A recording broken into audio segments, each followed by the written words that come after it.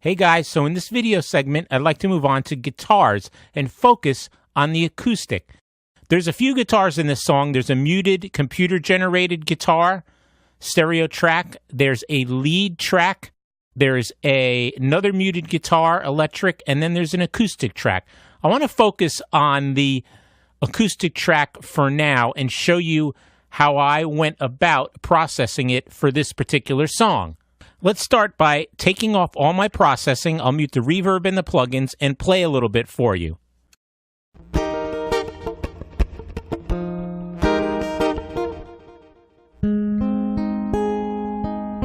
To mute the effects.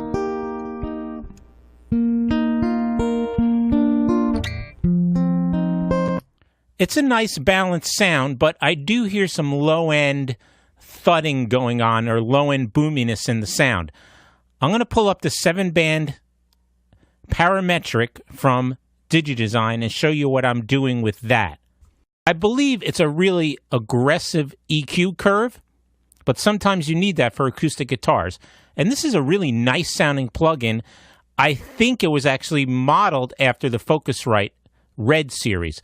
And right here, I have a high-pass filter at 24 dB per octave at 113 hertz, rolling off a little bit of 230 to get the thickness out of it, boosting 5K, boosting a high shelf about 10K, and a little bit in the mid-range. This looks very drastic, but it helps to sound a lot in the mix.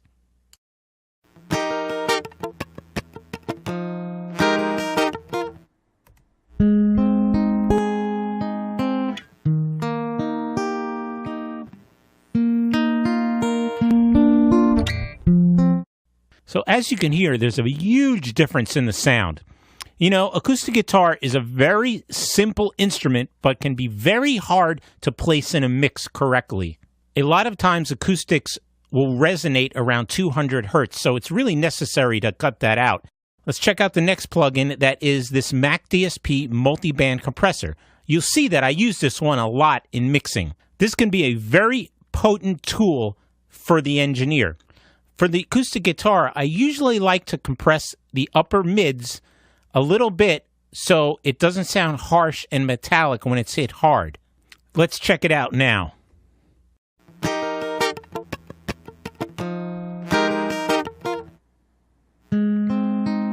Not much happening because I have the bypass button on.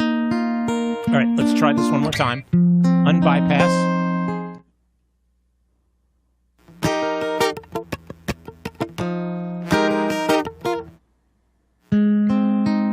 So you can see the high-mid band working when I unbypass it. So there's 4 bands here. There's a high that you can solo out and then move around the frequency range of each band. There's a high-mid, which I was really using a lot in this one.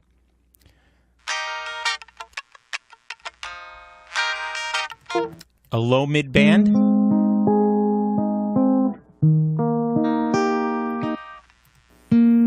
High one. And a low.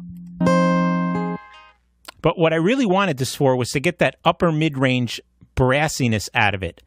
Let me play it again and you can check out the high-mid band.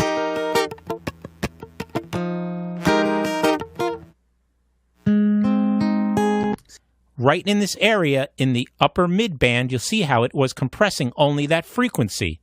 Let's play it a little more.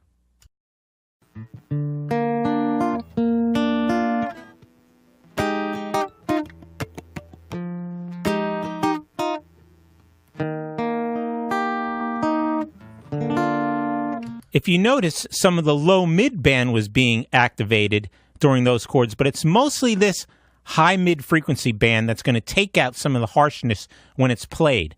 And again, that's the beauty of a multi-band compressor. It's almost an automatic EQ when set up correctly. This can be a priceless plugin in the engineer's toolbox when used right. Moving on to the last plugin, you'll notice here there's 2 meters, but it's a mono waveform. You'll notice I do this a lot. Mono waveform, but 2 meters. I'm making it stereo with this plugin. Let's listen.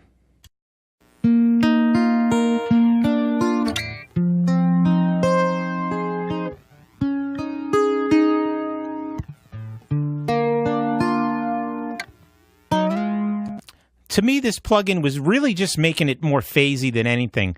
So I muted that and moved on to this other one called a Dimension D. Now, this is a model of an old analog chorus program made from Roland about in the 80s. Let's check this out.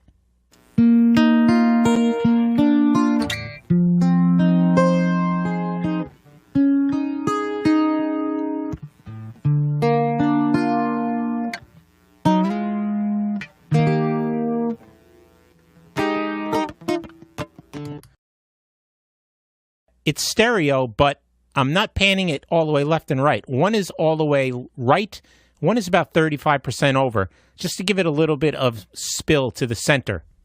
Doing the panning like that purposely to fit into the arrangement of the other guitar pannings in the mix. And this plugin is not as strong as a chorusing sound as the other, but still gives it a nice texture.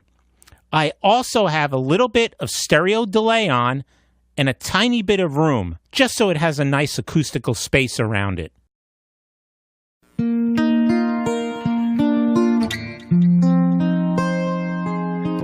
Since this is a stereo delay, the left side of the delay is spilling over to the left side just a little bit, giving the guitar a little bit of presence in the left side.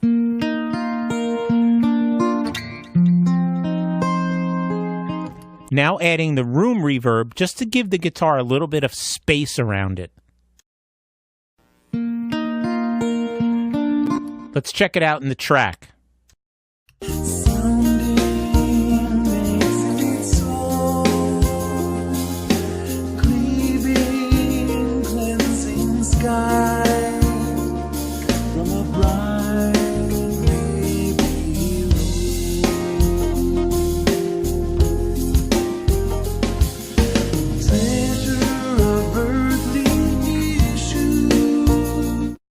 I want to go find the lead vocal and mute that for now so we can really hear what's going on with the guitars a little better. Let me find this lead vocal right here, make this inactive. Now I can play the track and mute and unmute the plugins so you can really hear the difference in the track without the vocal being there. Let's check it out.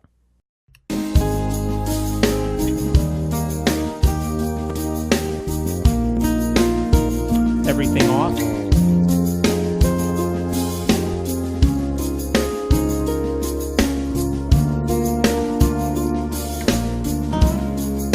On.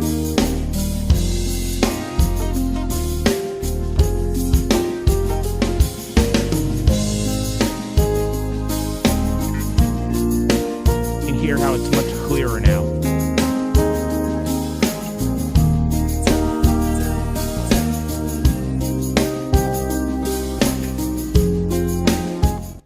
The multiband compressor and the EQ makes the guitar sit really nice in the track. And this is a very fluid, slow-moving track with not a lot of dynamics, so I really wanted to smooth the acoustic guitar out in this one. You know, it can be quite difficult to give specific feedback about settings for an acoustic guitar. It always depends on what the role of the guitar is in the mix and the style of it being played, and obviously the way it was mic'd. Hope you got a little bit of information about the way I process acoustic guitars. Let's move on to the next video segment in this mixing series.